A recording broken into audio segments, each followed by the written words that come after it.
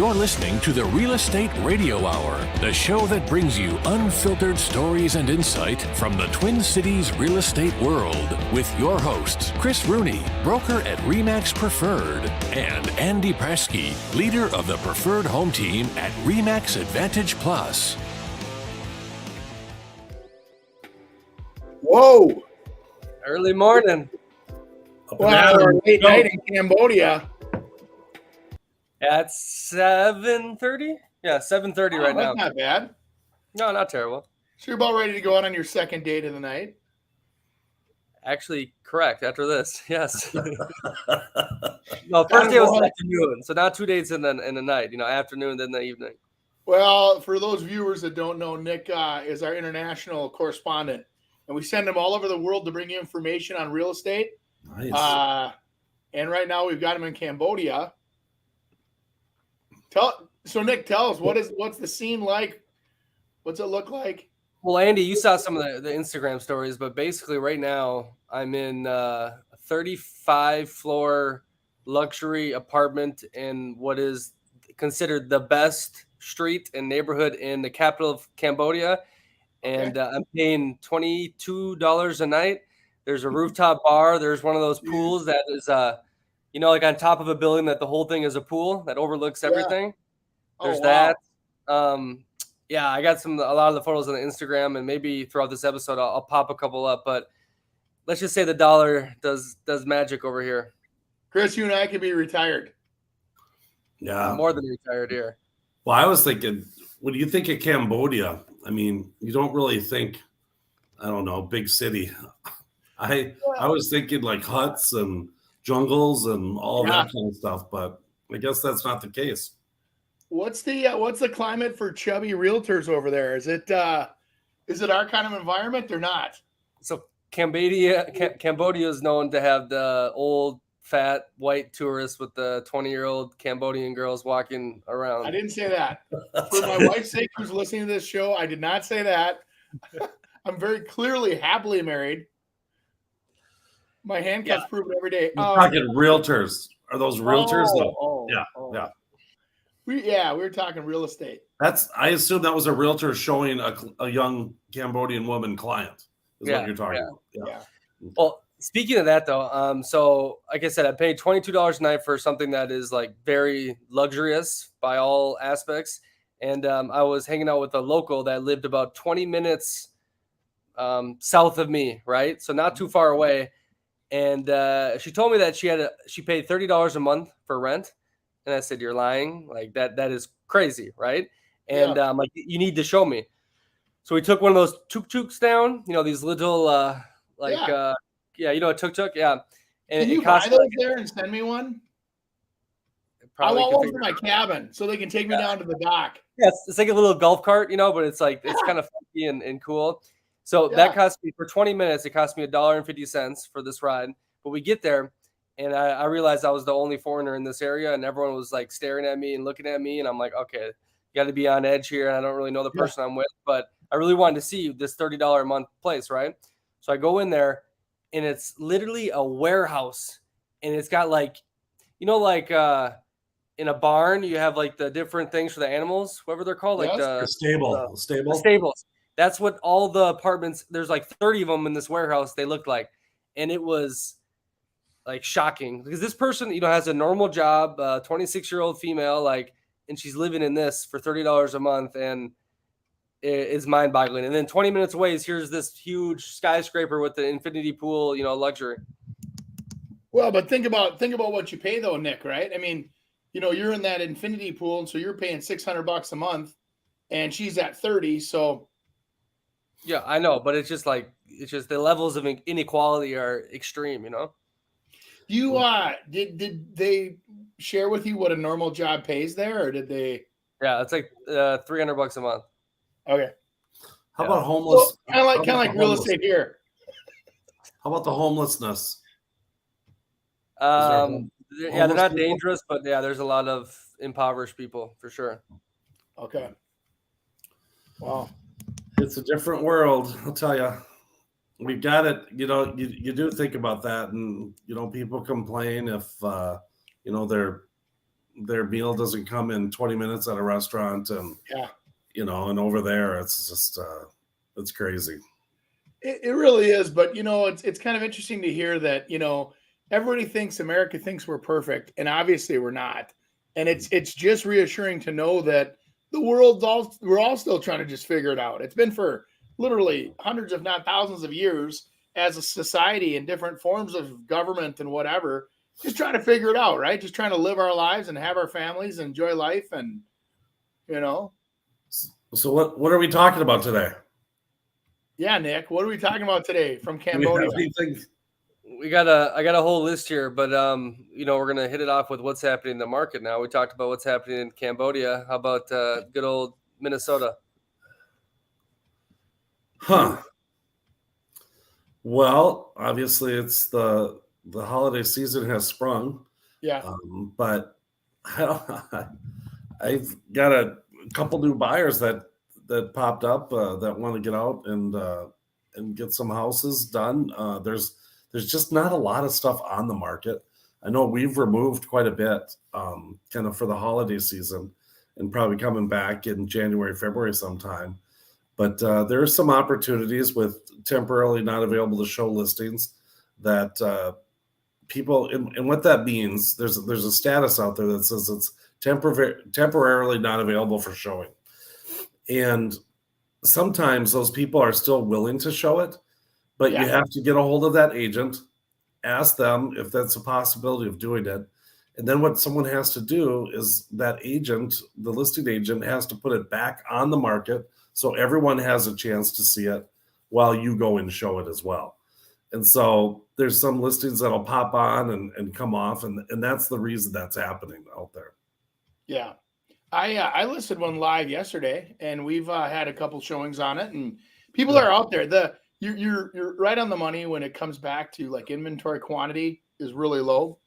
Yeah. And when it comes down to finding properties to buy, I think a lot of people lose their excitement, because it's, again, historically, we've all heard, the age group of, well, when I bought my first house, interest rates were 16%. Granted, the precursor to that should be, we also were buying a $38,000 house, and we also made $25,000 a year, or what, you know what I mean? Like the ratios were really different. And so what keeps changing is all the other components. It's like tuning a car, right? And you crank up the horsepower over here, you change the gas, you change the intake, you change the exhaust, and all of a sudden you got a whole different engine. And that's kind of what we have right now, is that prices have gone up, and he should have hit his button, right? I know. He was a little slow there. Queued up, my bro. He must be sleeping. I did get the photo for you guys.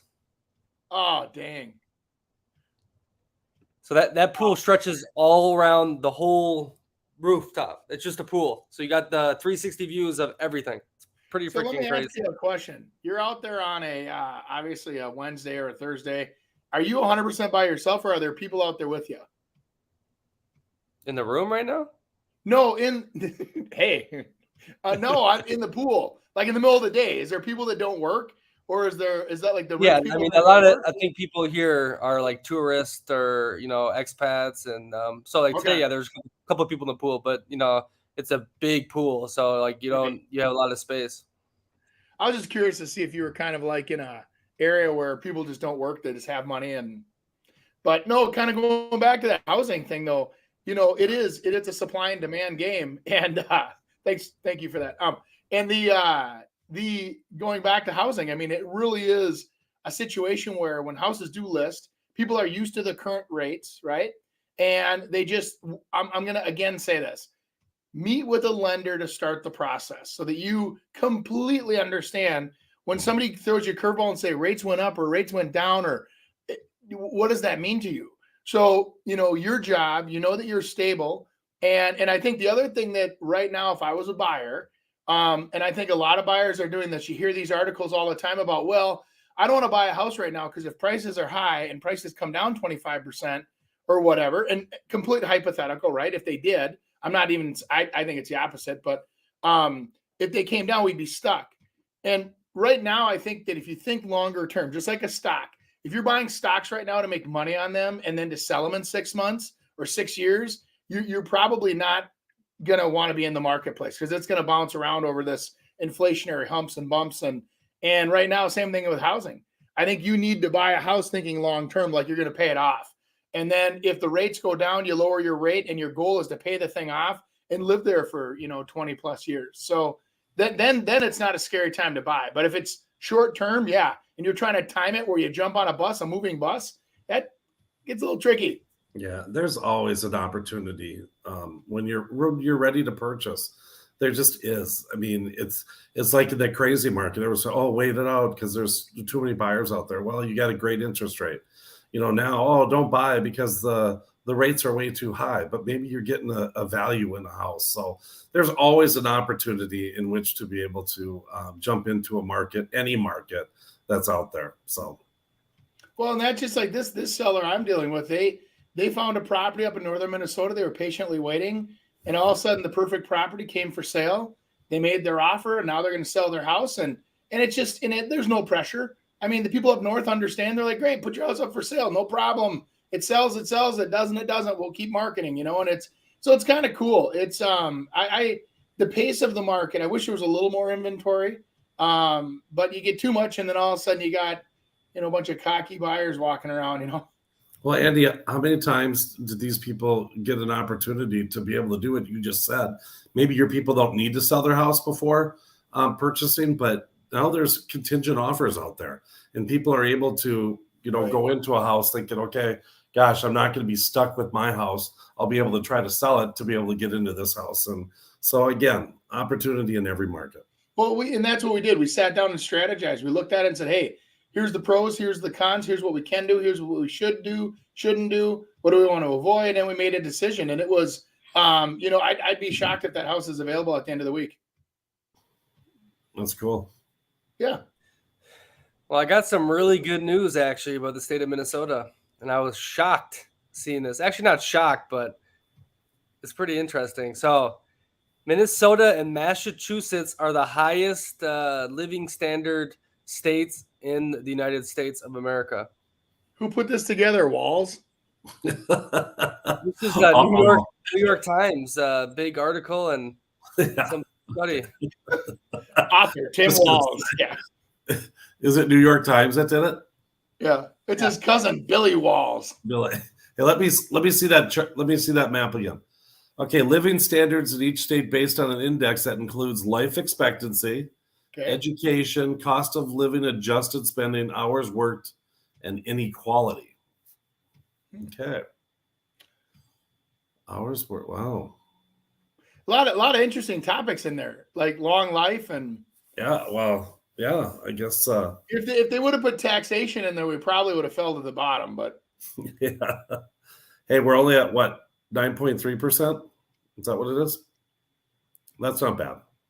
I can't look at that stuff. I get stressed. It's only 9.3% more than South Dakota and Florida, just so you know.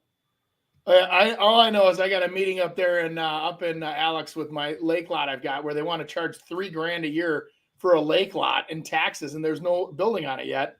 And I'm like, wait a minute. What improvements am I receiving, or what draw on society am I putting in there for other than value or whatever? So they value it higher, but I'm like, doesn't that seem wrong for raw land? And I'm putting no stress on the schools. I mean, you don't even plow my street. I'm not up there. What was it before, Andy? When it first started? It just recently developed. So last year it was like 1,000. Okay. Which I honestly thought it was going to be around that 1,800 to 2,000. And then it comes in almost at 3. And I'm like, what the heck? Will you share? I think everybody just, threw up a little bit when they got their estimated tax values recently. Everybody's taxes went up. Will you share the price of what the lot cost or not? No. I'm not. I mean, that makes a difference. If I got to analyze this, I got to know all the facts. Well, you worry about yourself.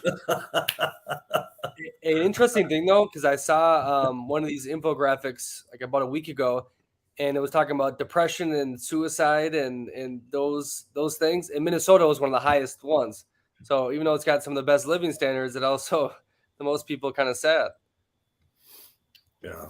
Well, and someone would argue that your living standards are higher because you are taxed higher, so they can provide more for you in theory, right? In that big brother perspective. But I think there's a lot of people that, are out there that are, I'm seeing a lot of people looking for less government, moving farther north, trying to get away from the feeling of having more control. If they don't move to Arizona or South Dakota or Florida, they're moving up north, and not everybody. I mean, I'm talking a small percentage of the population, but there's some people that have that rebel blood in them, and they want to just be free and not have anybody telling them what to do, and independence is their thing. I mean, obviously we live here and we sell it and we do all that stuff. And so there, right. I mean, there is a lot of good things about Minnesota.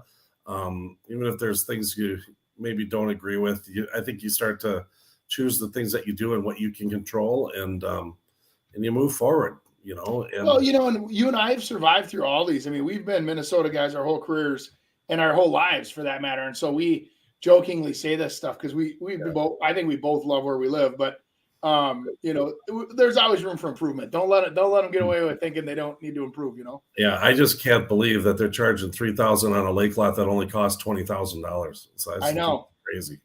I actually got it for free because they felt bad for me. Because they were like, "Oh, you're in real estate. You need a place to relax." Did you get any TIF? Did you get any TIF financing for that?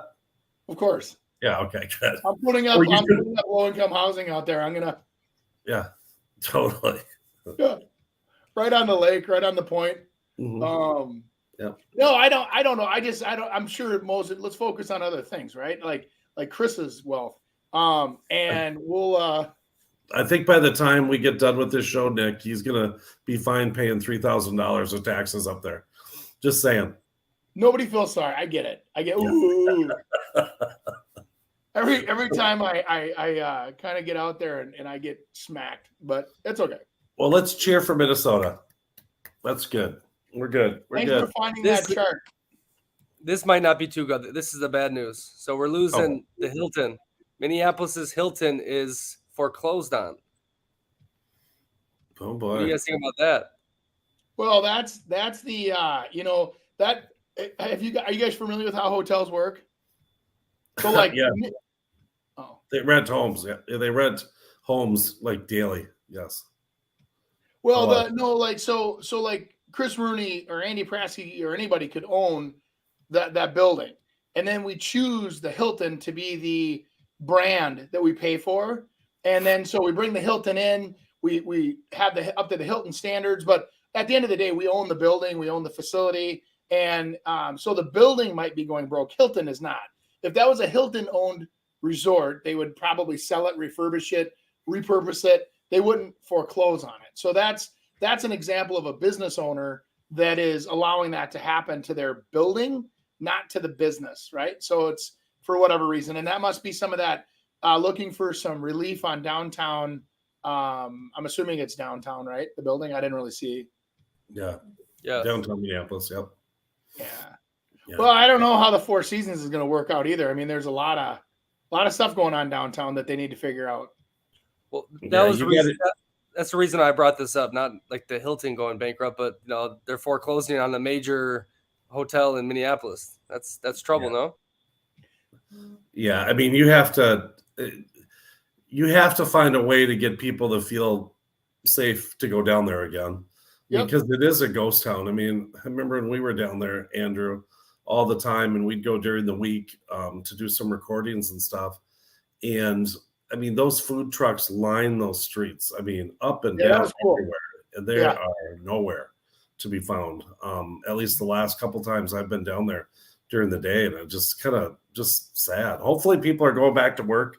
I don't get downtown a ton, but hopefully it's got to change because it can't sit like that forever. Well, the focus for a lot of businesses was downtown, having a thriving, epicenter there with everybody congregating and restaurants and business and theater and all these fun things. And now when people don't feel safe, the interesting part is this: they stay down in their gopher hole, right? And they'll go other places. They're not going to stick there. They're not going to come back to a place where they don't feel safe. So if they don't feel safe, and I say this to all of the city council and the mayor of Minneapolis, you guys had a wonderful downtown area not even 4 years ago. And then things really, really change. And I know there's a lot of things that have happened with the city, but it does come down to where if people don't feel safe, people won't go. And if you don't have people going, there's no purpose for it. I mean, turn it into a big park.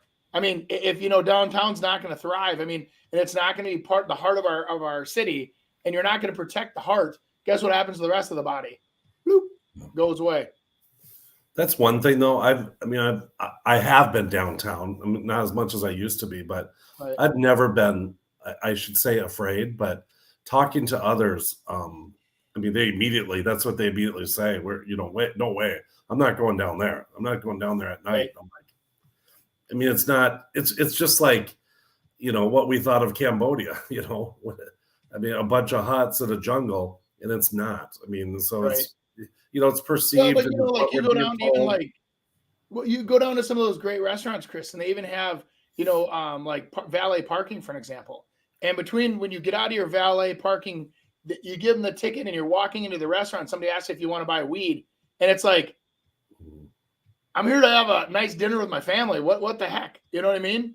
Yeah. Or hey, can you give me some spare change? And it's like, okay, guys, listen, I just whatever. I'll tell you one thing I'm starting to get fed up with is this acceptance that we've been giving.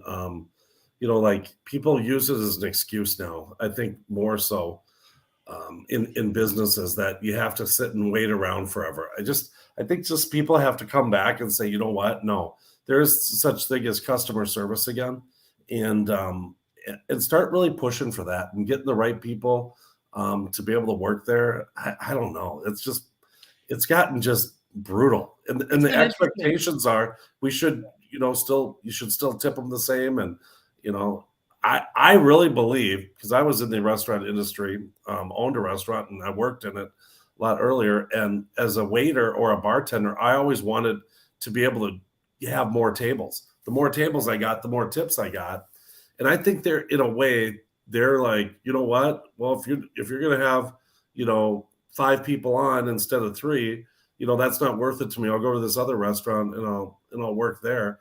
But people are still just tipping the same, and the other night I had to get up and get our silverware. I had to go to the bar and get our drinks filled. It was just like, it's craziness. So Cambodia. I've never been called sir so many times in my life here. Sir, what do you need, sir? Yes, please, sir. Oh, thank you, sir. I asked them, hey, how are you doing? How's your day? Sir, what do you need? Can I help you, please, sir? It's wild. You want some customer service? It comes from think about where they're coming from. They're coming from you're an opportunity, and you're a source of income for them. And so they show you the respect. And it's not a place of where if they were all fat and sassy and laying there, with plenty of everything they need, they're going to be like, screw you, old man. Yeah. Let's get into some fun stuff, though. Let's get into some memes. Now that I'm depressed. The memes are going to be brought to you by Chris Rooney Home Experts. I was just 1 year old when my family started in real estate, where both my parents were agents. They also dabbled in investing in real estate, rentals, flips, and construction. After college, I went right into getting my license in July of 1990. As a 23-year-old agent in an industry that looks nothing like today, I had to know more for my clients to choose me. There wasn't Zillow or social media to tell them how good I was. I had to win them over with knowledge. With knowledge comes confidence, and with confidence comes results.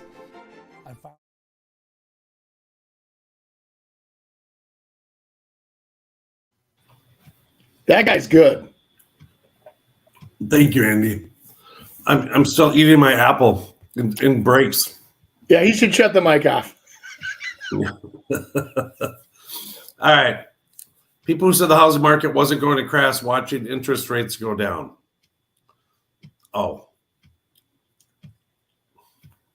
Yeah, rates are expected to go down again this week. That was for Andy. Andy kept saying we're not going to crash, and so he's like that SpongeBob smiling. He's giddy. Yeah. Yeah. I'm just glad to get the correct information out there. I'm not saying it's not going to crash. I just don't see it happening right now. Yeah. It's adjusting. I think Did you guys see my Instagram post today looking at the NARS numbers? That's what I was just looking at here. They were talking about like the last housing crash. We had job cuts, and they had 8 million cuts in jobs. Right now, we currently have little to none. Payroll jobs, there was 130 million last time. Now there's 153 million. There's more people working. Total jobs, there's again 138 million before. Now there's 158. So there's all new jobs. Subprime loans, they were prevalent everywhere during the last crash. We have virtually none right now. The 5-year cumulative home to construction, there was here. Look at the inventory was 7.65. We're way underproducing last time. Inventory on market, we're less than we're at a quarter of what we used to be for inventory. And this, guys, that's the key thing right there is inventory. There's just not enough inventory that's on the market. We're at like 1 million, 1.2 million, and we were at 4 million when we went to the last housing crunch. Delinquencies at 3.6, and then if you looked at foreclosures, they're under they're 0.06 versus they were 4.6. So I only bring that to light because we're watching those key indicators, guys. When you're watching a show like this, a lot of agents don't just we're constantly watching that stuff because I'm telling you, if you see me running scared, I'll be the first one to tell you, run scared, hide your money, refinance now before you can't, or whatever. Right now, that's not happening at all. We're still a supply and demand challenge. I actually think if rates go down, you're going to see another housing push. And I think we're going to go back to a market very similar, maybe not quite as aggressive as last year in the spring. But I think you'll see multiple offers on houses again because there's nothing for sale. Right. And I think it's just a natural time to kind of take off for buyers right now and right before this. So I think all those things kind of coming together, slowed it down, got people thinking that way. Yep. Hopefully Andy's right. You put me out by myself, but that's okay. All right. When you're 3, but you just sold your first house. What? That's how most of the agents look to me. Like when I feel like an old man now because I go out there and meet with all these new agents and they're like, I'm new to the business. They're like little babies. I'm like, oh, it's okay. I'll help you. We're not that old either, Chris. We just think it. We've been through a lot. I think I'm still under the average age of a realtor. I mean, I've been doing it for 32 years. Isn't that crazy? Yeah. I'm soon to be average pretty quick here. So it's coming. It's coming really fast. Faster. Every day it's faster. That's crazy. This real estate agent sells 16 homes a day. Ben Caballero is no regular real estate agent. He's actually #1 in the entire country. And in 2020 alone, did nearly $2.5 billion worth of transactions. He isn't selling mansions either. He developed a website that helps builders sell their newly built homes, streamlining the process for them and saving them money. He even outpaced Zillow when they attempted to sell houses. He's a legit powerhouse. If you want to see more business content like this, make sure you're following me. Well, old Ben, I've never heard of you. I haven't either. So What we is got a guy it, that's selling 16 houses a day, and then obviously he's got an internet that's helping builders. That's what I'm thinking. Do you know any more on him, Nicholas, that we can? I seem to never understand our memes, which is really kind of sad. No, but that's just crazy to me. 16 homes a day. Obviously, he's got systems in place and whatnot, but he was doing more business than Zillow and whatnot. Yeah. Yeah, I mean, it's very possible. I mean, it's a now. What does he make for commissions? I don't know what his average commission is or what they charge. I'd love to research that because that's right in my wheelhouse for topics. Well, and the whole building industry, I think, is just an interesting thing. I mean, we're that's one thing we are doing is meeting with clients for new builds and luxury type places. So I think people are, there's a lot of people that've got a lot of money out there as well, and they're positioning themselves to be into something, and it's what I think is interesting is what they're creating and what they're building, and they're building it exactly for what they want. I mean, this one has got basically about 3,800 square feet of garage space that actually opens up into like a billiards room into the house, and It's almost like a party area. It's almost like one of those autoplex garages on a house, but it makes it look like the whole house. And it's I mean, it's going to be really cool. I mean, really cool. But it's interesting. It's kind of like, you know, their statement is that, you know, that's what we want and that's what we like, and it's all in one spot, and it's going to be fun to build. Yeah. Well, I tell you, I still am a little hesitant. I think most people are right now still just a little bit afraid of overpaying, and new construction's on the cusp of being the front edge of the boat, you know, that cuts through the new markets for price. And it's kind of the leading edge. And I think that there's a lot of people still, they want it, but they're nervous. And like I keep telling everybody, hey, think long-term and it's a great time to buy. Think short-term, not a good time to buy, right? I mean, it's turbulent. I mean, you might get lucky, but you might also not get lucky. So. Yeah. And I think these people too are taking the approach of, you know, well, let's see what it's at, you know, because the market it's up and down. I mean, lumber goes down, prices go down. All of a sudden, people have openings, and you start getting a lot better pricing. So right. I don't sell real estate. I mean, I do, but what I actually sell is services and consultations. And the houses is just a product of other people that we buy and sell for you. Point being, you don't only have to call me when you're trying to find a house or you want to sell. You can message me anyways if you have any questions, or you're trying to find out what your options are, or you just think the house I posted is cute. Let's get connected. Doctor Nick, Nick, I want to know how you filter these memes. Based on women you want to date? It's social media reacts and memes, but I just found it interesting, like the way she was styling it, but also it was a very popular post, obviously, because she's attractive and whatnot. And I don't know, just what you guys think about it? She was dressed up like a doctor with pilot glasses on. Of course, she's intelligent.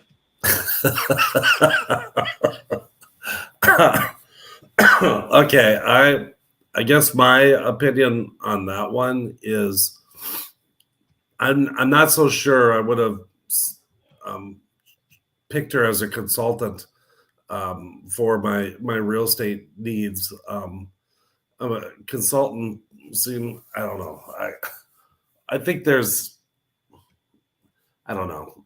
I guess there's different ways in which to market yourself. And like I've been saying all the time on these memes, it's not something that would work for everyone, and to do it. And if it works for them, that's fantastic. And I don't think I've ever seen a real total 100% combination that makes for the perfect realtor. Yeah. I think I've seen a lot of different people be very successful, and then ones that you think would be super successful aren't able to do it. I think biggest thing you have to have is some perseverance. You know, you're going to go through ups and downs quite a bit, and you got to be able to kind of get past those times. And I see them kind of like in that year 3, 4, and 5. That's really where I see it, because it's like, hey, I'm not new anymore, you know, and this stuff, I'm still not getting, you know, what I want to be able to get. And if they can get past those years, it usually works out for them, or they go into the route of, you know what, I'm a part-time agent. I've got another job, and I do this on the side, and I hope to sell, you know, 4 or 5 deals a year. I do know what I'm doing. Kind of got to do it on my time. We're good friends, and we work that way.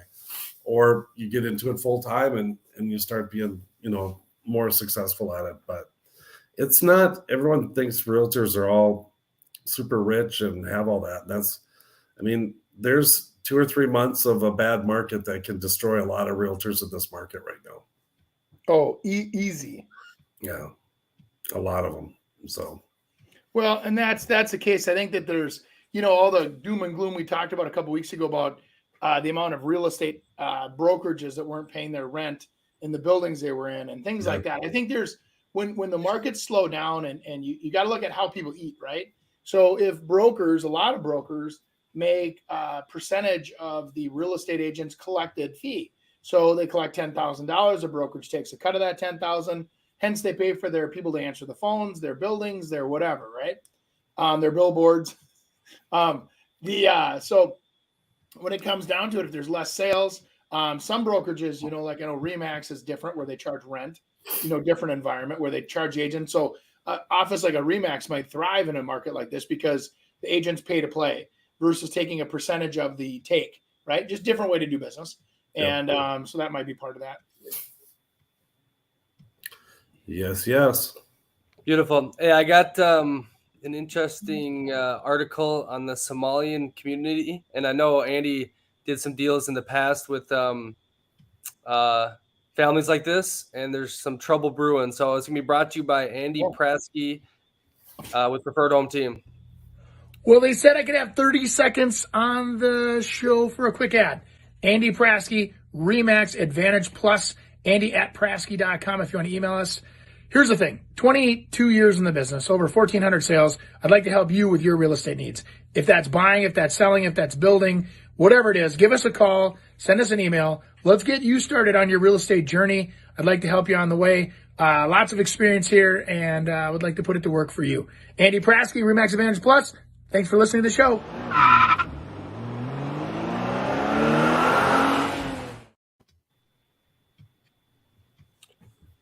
But the Somali families in the fast track to homeownership, weren't they doing some suspect loans? Andy, you've kind of had experience with that? Yeah, at least in my, and I haven't read this article yet, of course, but why don't we go a little farther before I get into my personal experience here? So Somali families in Minnesota, contract for deed can seem like an easier path to homeownership, but predatory practices or poor regulation can make these loans a financial trap rather than a good deal. So what I think you're seeing is some people that are going into financing a purchase instead of going to a traditional lender, which for religious reasons, there's a lot of families that have, they don't believe in paying, for example, interest. So they pay profit up front instead of interest, which is a different, everybody can argue it's a play on words, but it's something that is important. So for that family. So what we do is they have non-traditional lenders that will do profit-based loans, or they do contract for deeds, and they line that up. And so they can get very expensive. In my personal experience with new homes that are being sold that way, what I concern myself with is that I don't care who you are or what side of the transaction you're on. I never want to see anybody completely get taken advantage of, especially in any kind of a predatory. Those people that know me know I'd attack it, right? So like I was doing with a lot of my new construction deals. And I concern myself about that because there are a lot of these, lenders that are out there that are charging ridiculous 9% interest rates or whatever, and 3 origination points. And then usually the real estate agent's in on it. So the real estate agent's charging them a 4% commission on the front end that has to be front end funded. So if we only pay out, 3 or 2.5 or whatever the commission is paid out by the seller, they've got to pay the difference out of their pocket. So it's very one-sided, which is also translated eventually into predatory. So each case has to be looked at individually, and I'm trying to walk a very fine line here without accusing everybody of having a problem. But there are a lot of those fine lines right now that if I was trying to protect, my consumers and my citizens, I'd probably take a look at that product right now. Just saying. Yeah. Well, yeah, I don't, there is for certain cultures that aren't able to, in their true culture, if they're not able to pay interest on loans, I know there's different plans and how you can do that. Otherwise, people have to have complete cash at which to be able to purchase something.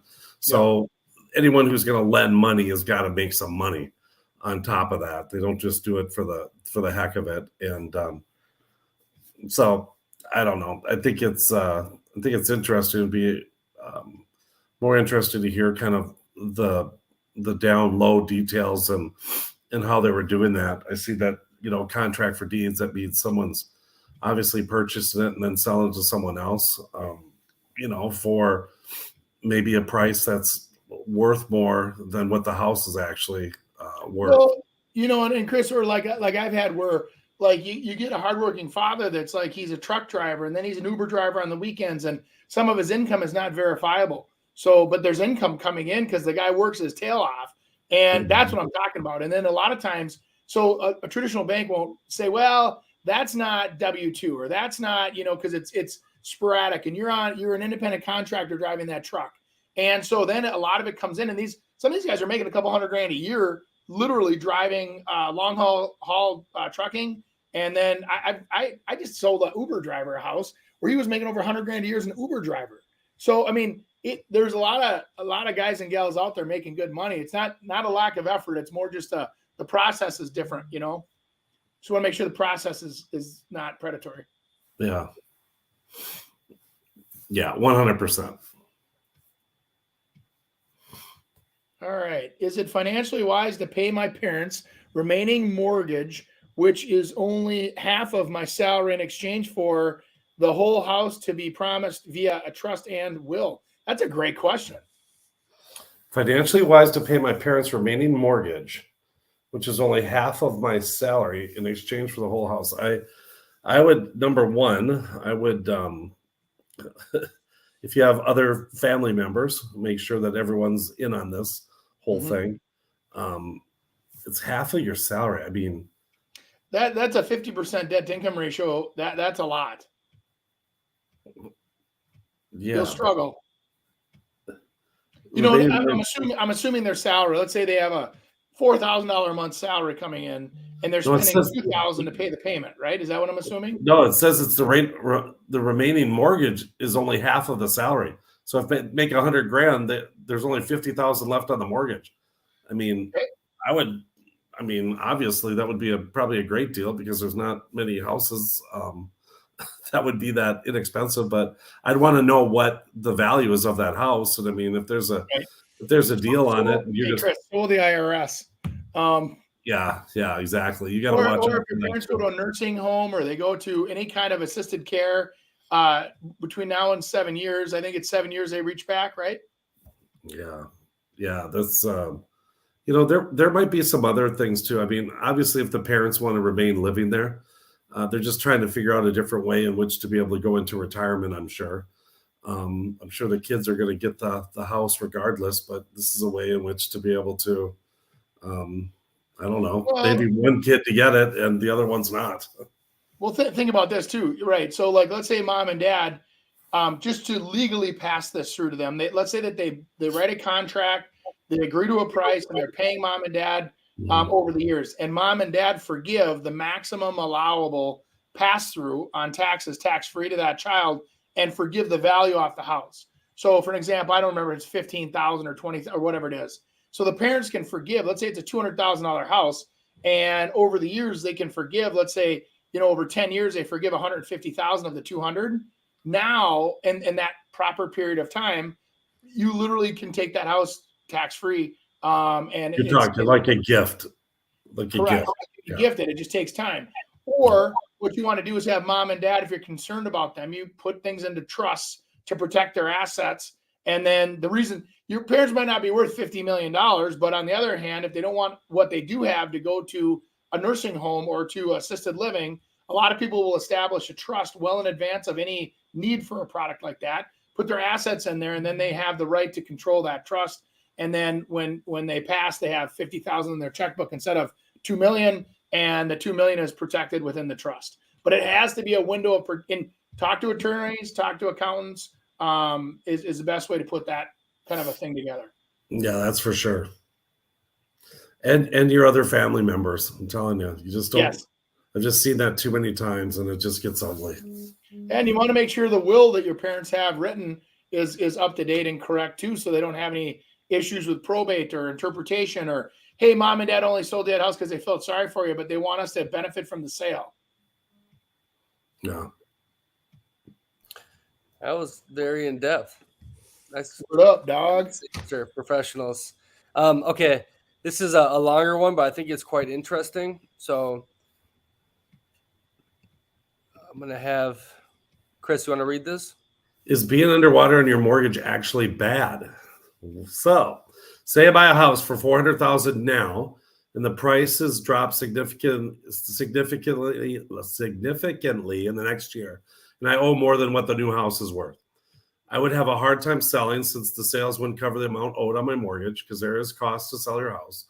And number two, I wouldn't be able to refinance. Not sure why exactly if you're refinancing the same principal you owe, but I've read that this would be an issue. Sometimes not, it isn't with the same mortgage company, just so you know.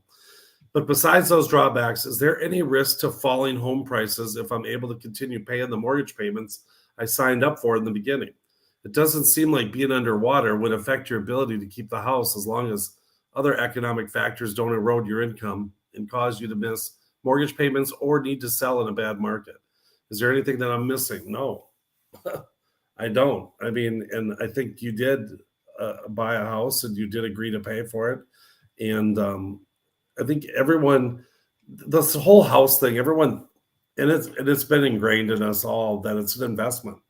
And this investment, you know, that we're taking on, that we should be able to make money on it. But it's also a place in which to be able to live, you know, so you are almost like renting, and it's going to come back. I mean, it's kind of typically when you're underwater, it's typically a short amount of time. You know, there's a lot of people underwater for a long time, from in that 2006 when it was kind of peaked until, you know, almost 2016, when things started kind of coming back somewhat. I know I had a ton of rental properties in that time period, and I mean my values were crushed, and you know, and people weren't making rent payments, and so you just have to kind of fight through it and make it through. Eventually, I was able to get out of it and make a little profit on that, but it is what I agreed to do, and you should probably do that, in my opinion. Andrew? I'd like to take this moment of silence to recognize Cambodia, where Nick is living, and that I guarantee you, if Nick is there, there's a good time. Was that a commercial? For Nick, yes. Oh, okay, good. All right, good. Yeah. I think you know, is being underwater a bad thing? I guess the actual question is, yeah, it's kind of stinks, but it's not the end of the world, that's for sure. No, I agree with you, and I think that, you know, again, long-term hold versus short-term hold. Being underwater is a temporary thing. I mean, generally, right? If you're paid off, then you're not underwater. You're just not getting a great return on your investment, right? And I think a lot of people look at that incorrectly, and that's you know, just something that I've over the years. It's mindset. If you think you're underwater, you're negative. It's just like saying, hey, you know, for a year you couldn't get bonuses at your job, and you had your salary, but the bonuses got withheld to keep your job. Well, sometimes that happens with housing too. I mean, housing isn't a perfect scenario. It's what the benefit is that you get to live there as well as get the tax write-off, well as, you know, I don't know. So if it's temporarily underwater, hang tight, refinance, enjoy the property, stay there a little longer, you're fine.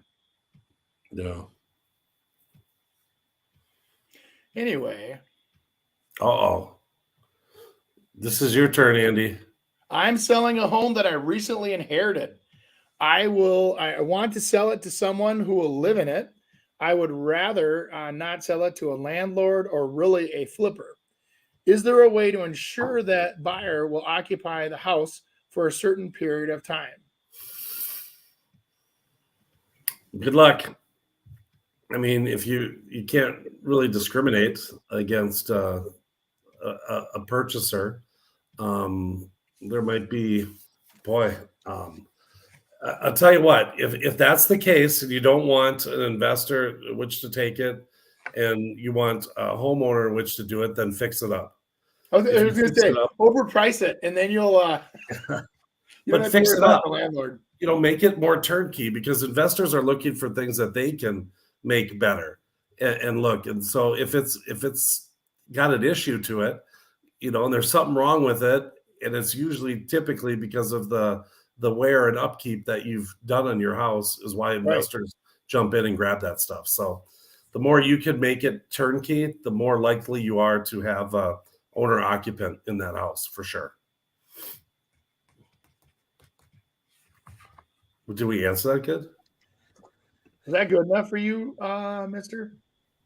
Beautiful. Now we got a little winter checklist selling. I'm going to pull up this little chart here.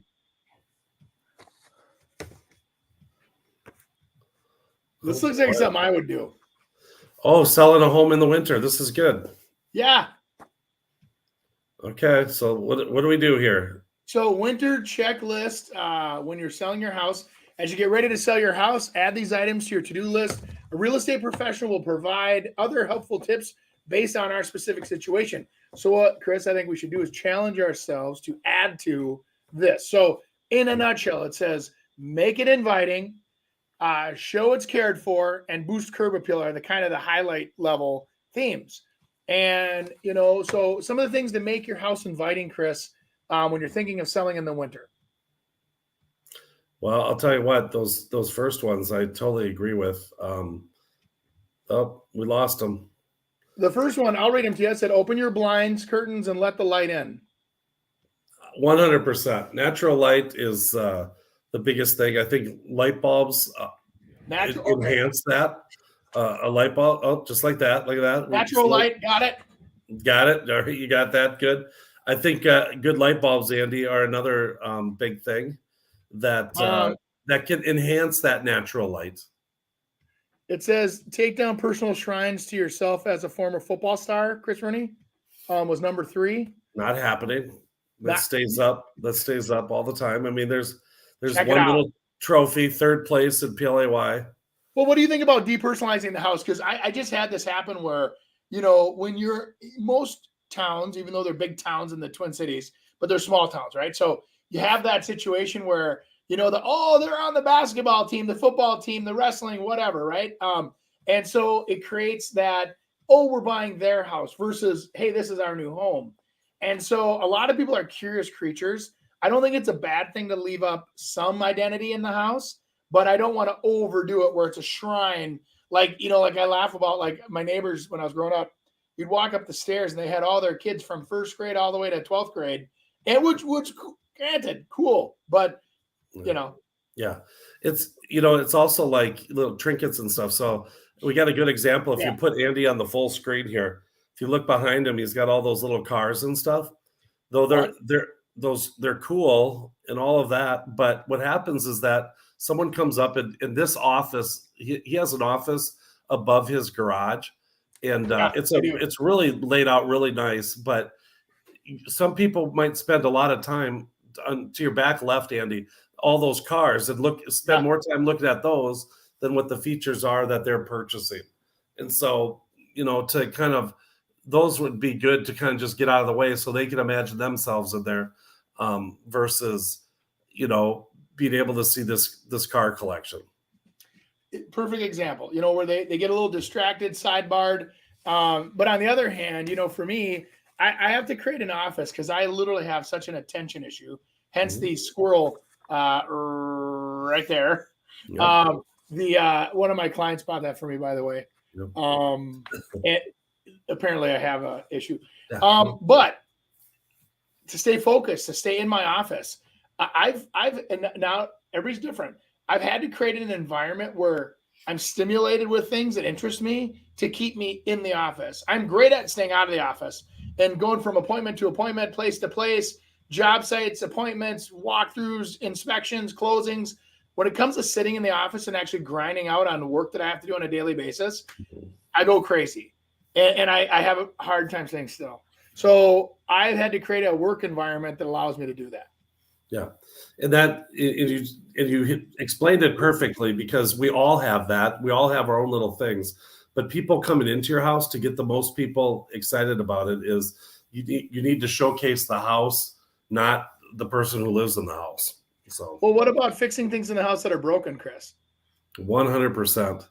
I mean, the more objections that you can take care of, the easier you get to an answer of yes, and then I'll purchase it, because it's great when you walk in and say, oh my gosh, there's nothing I have to do, and the appliances are new, and all the paint is touched up, versus, guys, it's a nice house, but I'm sure I'm gonna have to replace the dishwasher in 2 years.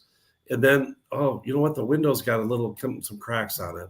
And they start thinking about it, and then pretty soon they think about it too much. They go look at the next house that doesn't have that, and then they buy the next house. So very important to clean up and pick up stuff, for sure. Well, that, and then the other thing is that we've kind of discussed this already, but giving each room an actual clear purpose. So for an example, I've been in houses where somebody takes a bedroom with a closet, window, everything's conforming.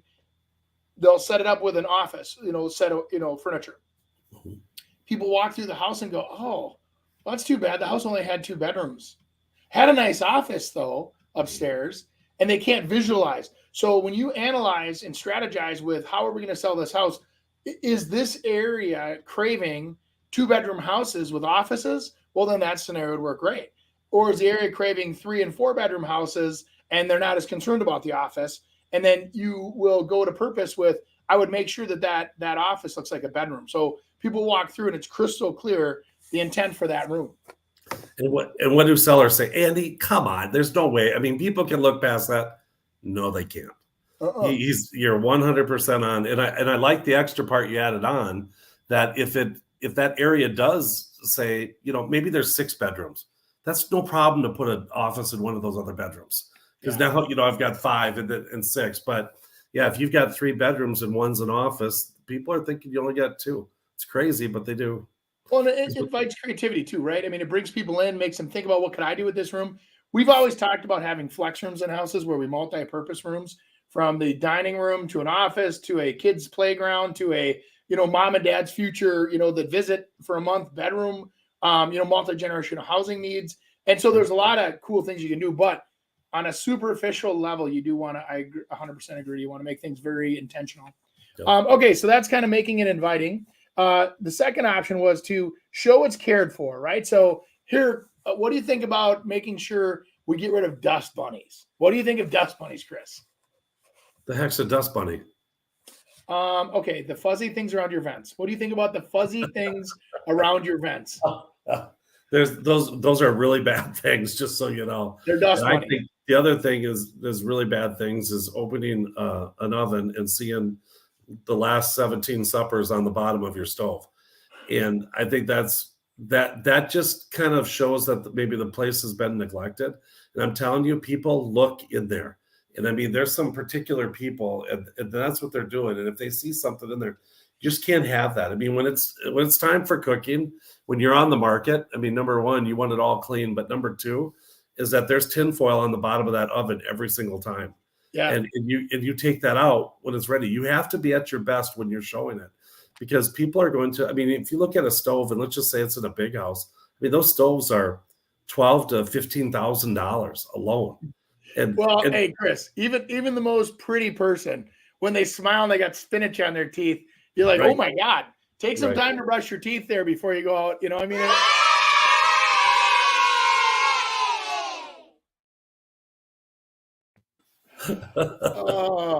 Now he's hot. Okay, great. Good. Now we got now he woke up. He's getting ready for that second date, Andy. Yeah, he's ready to dump us. All right, that's the end of the show, guys. But we're only halfway through our list. It's the end of the show.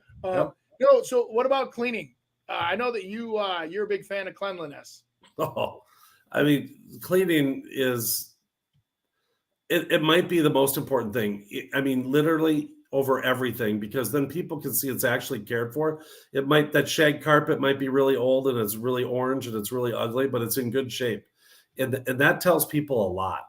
And so it's kind of like the things you can't tell. And by less cleanliness, you can tell what's happened the last 15 years. Well, like we were talking about that. So and the other thing within a house like that too is the interior smells. So in the wintertime, things get amplified. So if you have a cat, it gets amplified. If you have, whatever going on in your house, it gets amplified. So we want to make sure to have all the vents are cleaned. We want to make sure to have the utilities cleaned, dusted, so that it looks like they're cared for. I think that's a big thing, And then the other thing is when you walk in, have a friend do this, not you, because what's funny is you become immune to your own house, odor. Have it where somebody else comes into your house and actually walks in and says, wow, it smells very nice in here. I don't know what the smell is, but it's nice. Or do they walk in and go, dog? And you're like, my dog doesn't smell. It does. Does your cat? My cat doesn't. It does. Animals stink. So and some are worse than others, but you know what I'm saying? I'd leave it with that. I'd also really highly recommend, because nothing smells better than, walking in and having new carpet, new paint. Big returns on investment, right? I mean, having the walls look clean, having the carpets clean. So people want to take their shoes off because they respect the fact that you have beautiful carpet. I think is a real key, especially in the winter. Remember, the senses are heightened in the winter. So when they walk in, they take their shoes off, they walk on carpet. Plush carpet makes a big difference versus walking on the crap that the builders put in, where you walk and you're walking on the 2x4s, you can feel the tack strip on your foot, right? And I think that's something. And then the other thing is, I would say, in the event that you have, it's cold outside, turning the heat up a little bit on the inside of the house, make it warm and cozy, probably a little bit warmer than you normally would, is a real nice, showstopper. Fresh set of cookies before the showing to get that sight, sound, smell. It's hard not to fall in love with a house that has all those things going for it. So you did, Andy. I was going to say one more thing about the cleaning part of it is that I tell people, I said it's so important. It's the most important thing you're going to do. And people say, well, I don't really have the money to be able to hire a cleaner, and maybe they're going to cost you $600-700. I mean, to do it right. And I challenge every single person. It's just, how much do you make in a week? Because I'll guarantee you I'll double that at least. If you take the week off of work and you just clean, we'll make you at least that much more, or double what you just lost in your wage, because it's that important. I mean, you're going to make 10, 20, 30, 40, sometimes 50,000 more just because it's clean. So people don't think. And when they think, that's when you're in trouble. You can't let them think. You can't. And, the other thing is, talking about thinking, the last category was boosting your curb appeal, right? So you look at the exterior of a house when somebody pulls up and you didn't shovel the walk. There's ice on there. They're ready to fall. And mom and dad, you have to grab their arms so they don't wipe out on your front steps. All of those things amplify into, I don't want to have a house that's not safe. I don't, and all you would have to do is shovel the walk on time versus walking on it and making it icy, right? Or maybe put some, ice melt down or whatever you can do to make sure that it gives that safety. And then the curb appeal, like you and I have talked about this, Chris, having a few visual things to look at, like you can direct people's attention, like with a nice pot of outside with the spruces and the green and the spruce tips for the holiday season. And it just makes the house appealing, right, from the exterior. Some of the landscape's covered, but let's say you have a nice view. We've talked about this too. Landscape lighting can help. I'm not against holiday lighting. I used to kind of be against it if it's super themed, it's super religious or something one way or the other, then you're going to limit your audience. But if it's just cool Christmas lights or holiday lights or whatever you have up and it's fun and festive, I don't think that's a bad thing. No. Andy, what's your favorite winter scent for the home? Gingerbread? Yes, there's a couple of them that are, I don't like the ones that smell fakey. I struggle with the flowers. I'm always a big linen fan just because it smells like clean clothes and I love that smell. But I'm just telling you, even sometimes cooking yourself, having a couple cookies in the oven, Who's kidding? Who's kidding who? It's bacon. It's bacon. My house smells like bacon. Yes. Andy's the bacon king. Smoked meats, my man. That's right.